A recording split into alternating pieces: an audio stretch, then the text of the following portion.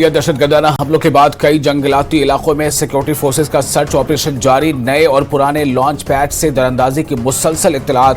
نئے سپورٹ بیس کی تلاش میں ہے دہشتگرد۔ جموں خطے میں دہشت گردی کے بڑھتے واقعات کے پیش نظر اہم اقدام۔ مزید 3000 فوجی جوانوں کو کیا گیا ہے تعینات۔ اسپیشل فورسز کے تقریباً 5 کمانڈوز بھی تعینات۔ اضافی CAPF کی بھی تعیناتی۔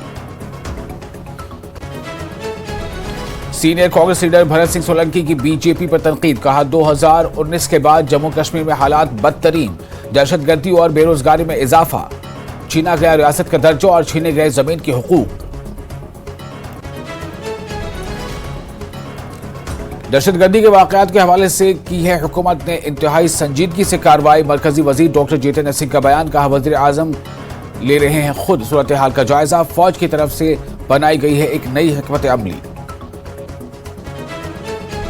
نیشنل کانفرنس اسمبلی انتخابات کے لیے پوری طرح تیار۔ پارٹی کے سینئر لیڈران کا بیان۔ کہا DGP کا بیان غیر ضروری، ریاستی حیثیت کو فوری طور پر بحال کرنے اور اس کے بعد اسمبلی انتخابات کرانے کی مانگ اٹھائی۔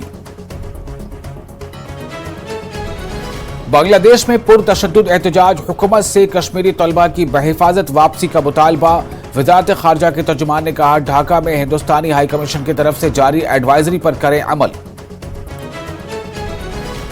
عام شہریوں کے لیے سرکاری طریقہ کار کو آسان بنانے کے لیے وزیر اعظم نے لائے ہیں نئے قوانین۔ مرکزی وزیر ڈاکٹر جتیندر سنگھ کا بیان۔ کہا عوام کو اپنے مسائل حل کرنے میں مشکلات کا نہیں کرنا پڑے گا سامنا۔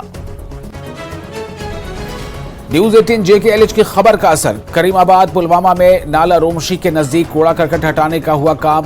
DC پلوامہ نے لیا معاملے کا notice. Block level sanitation committee بھی دی تشکیل۔